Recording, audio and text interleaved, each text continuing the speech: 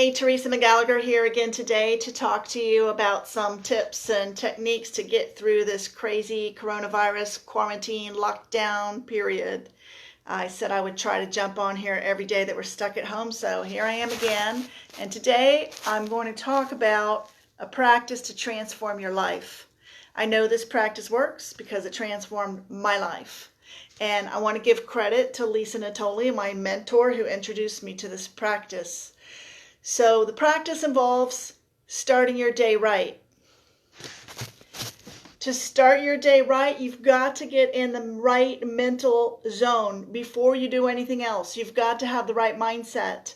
And unfortunately, many of us have a practice first thing in the morning of having our alarm go off and then grabbing our devices, our cell phone, and immediately get sucked into social media platforms. We start checking Instagram, Facebook, email, whatever came in during the night. That is not a good way to start your day because it directs your mind outward towards all kinds of external things. You want to start your day centered with a calm and peaceful mind. And the way to do that, actually there are several different ways to do that, but the way to do that is to leave your electronic devices plugged in.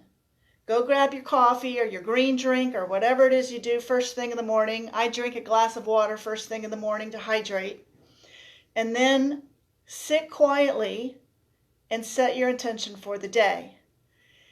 What I like to do is journal. There are several different ways that you can do this. You can journal, you can meditate or do contemplative prayer. You can read inspirational material. You can do creative visualization if you're good at that. You can listen to inspirational music. Whatever it takes to get you in a positive frame of mind, that's what you want to do first thing in the morning because that is going to set the tone for the entire rest of your day. And the way the day starts is the way it's going to continue.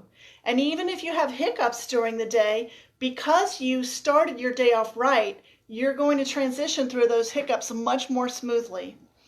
So this has been my personal practice. Years ago, I used to work full time. I would turn the alarm off, jump in the shower, and immediately my mind would start churning with all the things I had to take care of that day. Hey, Liz, it's so nice to see you. Also, Rebecca, thanks for joining me. My mind would start churning with all the things I needed to accomplish during the day, all the errands I had to run, all the tasks I had to do.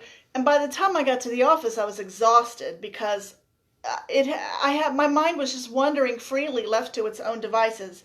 So now I take charge. I wake up in the morning and I go and I get my journal. I start to write about, journaling, I start to write about how I want my day to turn out. All the good things that I want to happen. All the things that I'm grateful for. Gratitude practice is a wonderful way to start your day. In the olden days when I had a journal, I would write down all of the things that had happened to me, all the things that I was worried about or concerned about. And that just reinforced those thoughts in my mind. So you don't want to do that. That's not the type of journaling that I'm talking about.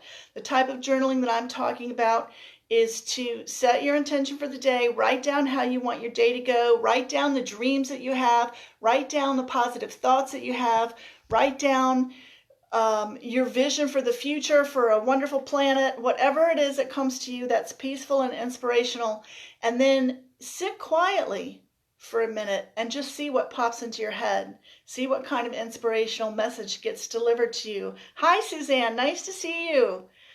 And Arthur, hello. So that's one way to do journaling. Another thing you can do is meditation, and you can either sit quietly and do like insight meditation and just observe the thoughts that are going on inside your mind. Or if that's difficult for you, another technique is to listen to a guided meditation, and there's lots of great free ones on Insight Timer, on YouTube, lots of resources available for that. And then the visualizing is the same thing. When you're visualizing, you want to see a picture of how fabulous you want your day to go, all the loving interactions you're going to have with people, all the fun surprises, and then feel what it feels like to go through the day like that. You'll be amazed at the way that your day turns out. And finally, you can always read. You can always read spiritual material. You can read inspirational material, something like The Power of Positive Thinking by Norman Vincent Peale. The Bible, if that works for you, the Bhagavad Gita, the Quran, the Torah, whatever inspires you. For me, that reading is A Course in Miracles. That's my personal spiritual practice, and there's a workbook lesson for each day, so I read that first thing in the morning and get my mind set in that direction. So to sum up, you want to start your day right. If you start off on the right foot, the rest of the day will go much more smoothly, and I encourage you to adopt this morning ritual and see how it transforms your life. I used to be an evening person. I used to have all my energy in the evening, and I was dragging butt in the morning every day. Starting the day was a struggle. It's not like that anymore now. I get up, I have my quiet time, I enjoy seeing the sunrise, I enjoy feeling the peacefulness of the planet when it's quiet in the world, and then from there the day goes nicely. So let me know if you're going to try one of these techniques: reading, meditating, listening to music, journaling, visualizing, and then tell me how it goes for you and if it makes a difference for you in your day. So great to see you, Bill Mill. You all have a great day.